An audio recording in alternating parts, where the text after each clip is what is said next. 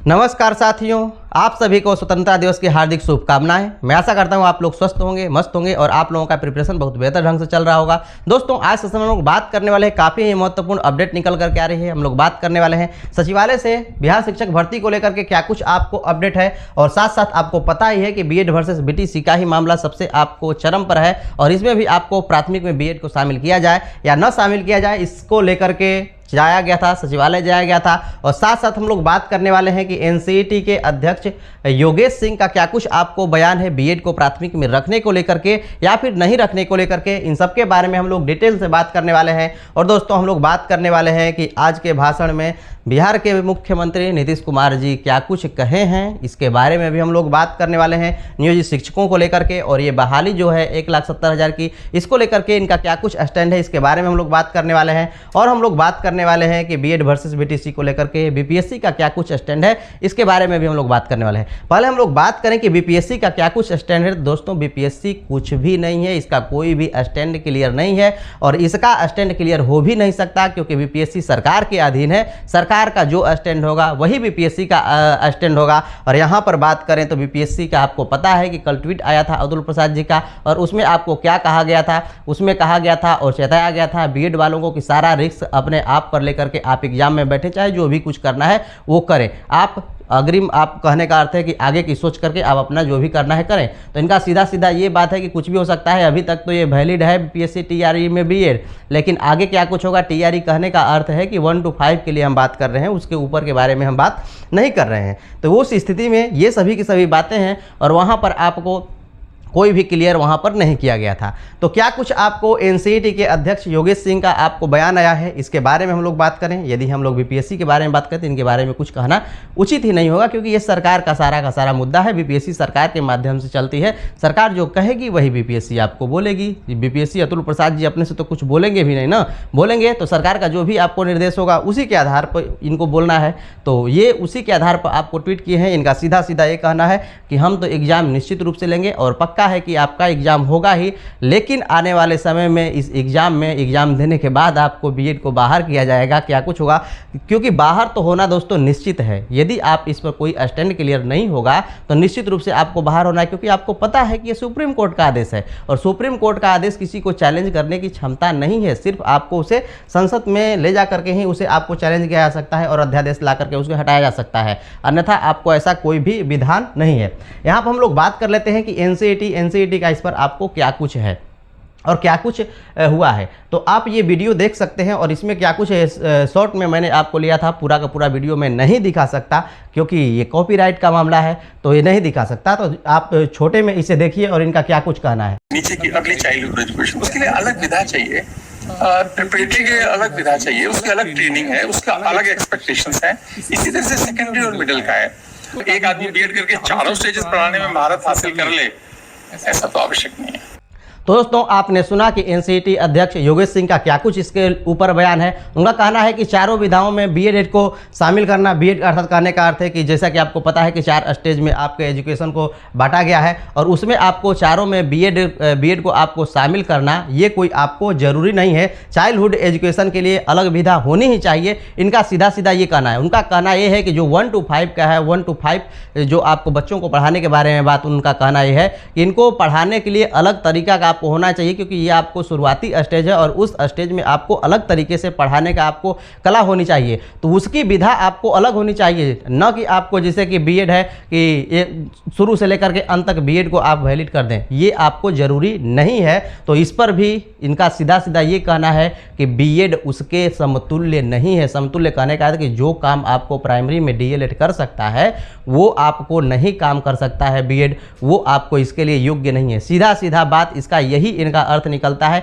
ये पूरा का पूरा जो भी इनका आपको इंटरव्यू हुआ है जी न्यूज के साथ, तो ये आपको सीधा सीधा यही आपको इससे निकल करके आता है सामने। जो भी आपको कार्रवाई होनी है बहुत जल्दी आपको हो जाएगी। आगे कुछ हम लोग बात कर लेते हैं कि जब बीएड वर्सेस बीटीसी का मुद्दा सचिवालय गया तो आपको क्या कुछ हुआ। दोस्तों, यहाँ पर आपको लेटर लिखा गया था, चंचला जी गई थी लवली जी गई थी और भी लोग आपको गए हुए थे, और उसमें आपको क्या कुछ हुआ इसके बारे में हम लोग बात करने वाले हैं। यहाँ पर भी आपको बीएड वर्सेस बीटीसी का ही मुद्दा, क्योंकि आपको बहुत संशय है बीएड वालों को, और बीएड वालों को मौका मिलेगा या नहीं मिलेगा, इसको लेकर के आप एग्ज़ाम दिला करके बीएड को बाहर कर दीजिएगा। ये कैसा न्याय है? ये आपको पहले आपने फॉर्म भरवाया, आप कह रहे हैं कि हम एग्ज़ाम तो लेंगे ही, एग्ज़ाम आप लेंगे भी, बाहर भी करेंगे, और एक इनका मौका भी खोएगा। जैसा कि आपको पता है कि 3 आपको मौके हैं, और 3 मौके में आप एग्ज़ाम में बैठ गए। जैसा कि उनका कहना था कि एग्जाम में आप बैठ गए तो एक मौका आपका चला गया, तो क्या एक मौका हमारा चला जाएगा? ऐसा क्यों अन्याय हो रहा है? इसको लेकर के ये लोग आपको गए हुए थे सचिवालय, और सचिवालय से क्या कुछ आपको यहाँ पर अपडेट निकल करके आया, इसको आप थोड़ी सी छोटी सी में आप सुन लीजिए, उसके बाद हम आगे बात करते हैं। मैं चंचला मैम और लवली 3 लोग आज सरकार है। मैम आप अभी आई थी, आप आ जाइए और ये देखिए ये हमारा है। दोस्तों आपने सुना कि क्या कुछ आपको हुआ। वहाँ अधिकारियों से बार बार विनती किया गया कि सर इसके बारे में कुछ बताइए, तो अधिकारी तो कुछ बताने को तैयार ही नहीं थे, और बताए भी तो क्या बताए कि आप एग्ज़ाम दीजिए, और एग्ज़ाम देने के बाद उनका क्या कुछ कहना है कि एग्ज़ाम दीजिए और कोर्ट जाइए। ये कौन सा न्याय है कि आप एग्ज़ाम दीजिए और एग्ज़ाम देकर के पुनः आप कोर्ट जाइए? क्या अभ्यर्थियों का यही काम है कि आप जीवन भर सिर्फ कोर्ट का चक्कर ही काटते रहिए? ऐसा है सचिवालय और ऐसी है यहाँ की आपको व्यवस्था। अरे भी आप क्लियर कर दीजिए कि हम नहीं शामिल करेंगे, नहीं शामिल करेंगे तो 6 to 8 में दीजिए, वहां आपको बीएड वाले जाएंगे। लेकिन ऐसा आपको कुछ भी नहीं किया गया। ये बहाली बिल्कुल ही क्या कहा जाए, इसे कबाड़ बना करके रख दिया गया है। हर तरीके से आपको कबाड़ बना करके रख दिया जा चुका है। सिर्फ आपको संख्या में देखने को है कि 1,70,000 बहुत बड़ी वैकेंसी, बहुत बड़ी वैकेंसी, लेकिन ये बहाली एकदम कबाड़ ही है, उससे कुछ भी आपको ज़्यादा नहीं है। कबाड़ क्या, इतनी आपको परेशानी, आप इतना कुछ करने के बाद और एग्ज़ाम लेंगे और क्या कुछ करेंगे, अब तो मतलब कुछ भी बोलना आपको संभव नहीं हो पाता। आगे हम लोग बात कर लेते हैं कि आज बिहार शिक्षक बहाली और आपको नियोजितों को राज्यकर्मी पर क्या कुछ आपको बोले नीतीश कुमार जी, इसके बारे में हम लोग बात कर लेते हैं। तो इनकी भी आप सुन लीजिए भाषण में इन्होंने क्या कहा। 1,70,000 बहाली को लेकर के उन्होंने दोस्तों कहा कि हमने तो कर ही दिया है और इसको सिर्फ हो जाने दीजिए, और इसको होने के बाद हम बहुत जल्दी ही जो राज्यकर्मी वाला मैटर है, इस शब्द को तो उन्होंने डायरेक्ट नहीं दोहराया कि हमने राज्यकर्मी का दर्जा हमें देना ही है, लेकिन उन्होंने बोला कि बहुत हम करने वाले हैं, और जैसा कि हमको पता है हमने बहुते काम किया है, इतना किया है, उतना किया है, 4,000 से 40,000 तक हमने पहुंचा दिया, आगे भी हम लोग करेंगे। तो आप बस धैर्य रखिए और 1,70,000 बहाली को आप पूरा करा दीजिए। 4,000 से शुरुआत पहुंच गया, 40,000 पर ऊपर